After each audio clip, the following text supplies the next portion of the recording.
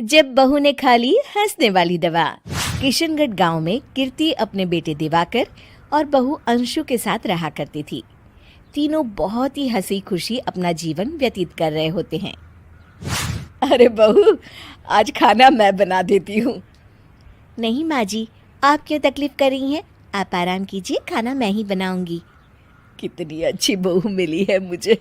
भगवान ऐसी बहू सबको दे। सब कुछ ठीक चल रहा होता है कि एक दिन गलती से अंशु हंसने वाली दवा खा लेती है। बस उस दिन से सब कुछ बदल जाता है। अरे बहू, मेरे घुटनों में बहुत दर्द हो रहा है, जरा बाम तो दे दे। अरे बाम लगा कर क्या करोगी माँ जी? मैं पाँव दबा देती हूँ। अरे एक तो मुझे पाँव दर्द हो रहा है, ऊपर से तुम हंस रही हो। आई एम सॉरी माँ जी। अरे फिर से हंस रही है, जा तू मेरे कमरे से, मुझे तुझसे बात नहीं करनी।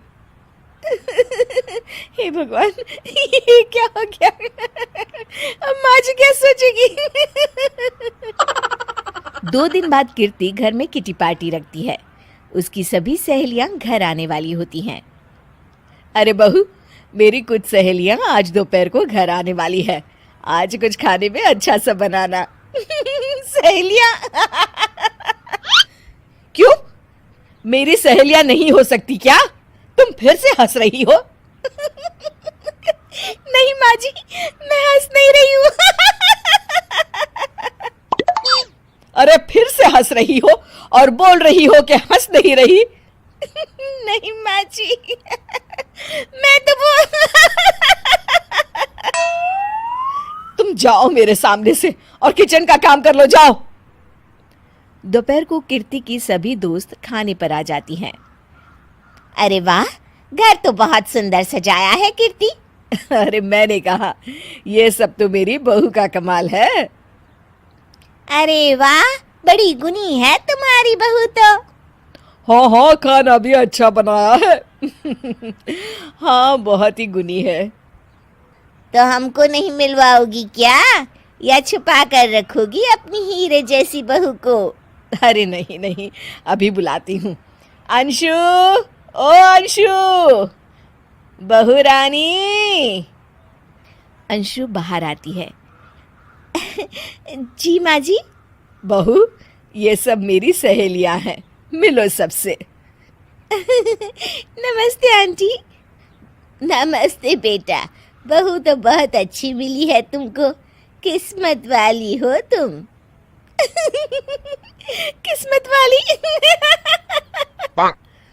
अरे क्या हुआ? हंस क्यों रही हो?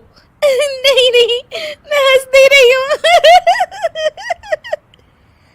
तभी अचानक सांची के हाथ से चम्मच छूट जाता है और उसका कुर्ता गंदा हो जाता है। अंशु फिर से हंसने लगती है।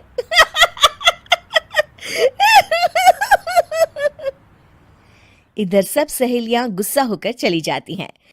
कीर्ति भी नाराज होकर अपने कमरे में चली जाती है। हे भगवान, ये मैंने क्या कर डाला? इस तरह से तो माँ जी और उनकी सहेलियां नाराज हो गई। अगले दिन। बहू, ओ बहू, किधर हो? जी माँ जी। जल्दी से मेरे साथ चलो। पड़ोस वाले शर्मा जी की हार्ट अटैक से मौत हो गई है, उनके घर बैठक के लिए जाना है। अंशु तैयार होकर आ जाती है। थोड़ी देर में दोनों शर्मा जी के घर पहुंच जाती हैं। वहां पर सब रो रहे होते हैं। कीर्ति शर्मा जी की बीवी के पास बैठकर उन्हें सांत्वना देने लगती है। बड़े अच्छे इंसान थे मेरे पति। अच्छा। तुम हंस क्यों रही हो? वो अच्छे थे। हाँ हाँ, बहुत अच्छे थे अंकल। अरे अंशु, हंस मत। माँ जी, मैं हंस नहीं रही। मैं तो आंटी जी को बस दिलासा दे रही थी। सब औरतें अंशु की इस हरकत से हैरान हो जाती हैं। कीर्ति भी बहुत शर्मिंदा होती है और वो अंशु को लेकर फटाफट घर लौट आती है। अंशु, क्या हो गया है तुझे? हंस क्यों रही थी तू वहां पर? नहीं बाजी, मैं तो बस अरे तू फिर से हंस दी। जा तू अपने कमरे में, मुझे तो तुझसे बात ही नहीं करनी। मेरा बेटा ही तुझसे बात करेगा अब। रात को जब दिवाकर घर लौट आता है तो कीर्ति दिवाकर को सब कुछ बताती है। ठीक है माँ, अब फिक्र मत करो, मैं अंशु से बात करता हूँ। दिवाकर अपने कमरे में जाता है। जी आ गए आप? कैसे हैं? मैं तो ठीक हूँ, बस सर में हल्का दर्द है। सर में दर्द? अरे इसमें हंसने की क्या बात है? नहीं, मैं हंस नहीं रही हूँ। मुझे तो फिक्र हो रही है आपकी। एक तो मेरे सर में दर्द है, ऊपर से तुम हंस रही हो। अरे कैसे समझाऊं मैं आपको? मैं हंस नहीं रही। अंशु, तुम इस घर से चली जाओ। माँ ने मुझे बताया जो भी तुमने शर्मा आंटी के घर किया, और किटी पार्टी में भी। नहीं जी, मैं ऐसे नहीं हूँ। तो अभी क्या हुआ था? क्यों हंस रही थी तुम? रुकिए, मैं आपको सब कुछ बताती हूँ आपको सब कुछ। अंशु डायरी में लिखकर दिवाकर को पढ़ने देती है।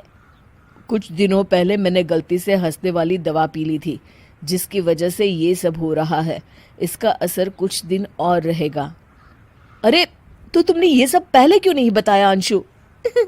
वो मैंने माँ जी को बताने की बहुत कोशिश की, मगर उन्होंने सुना ही नहीं। अरे ठीक है, मगर वादा करो, जब तक दवाई का असर ठीक नहीं हो जाता तुम घर से बाहर नहीं जाओगी। नहीं जाऊंगी, और हंसूंगी तो बिल्कुल नहीं। लो, तुम तो फिर से हंस दी।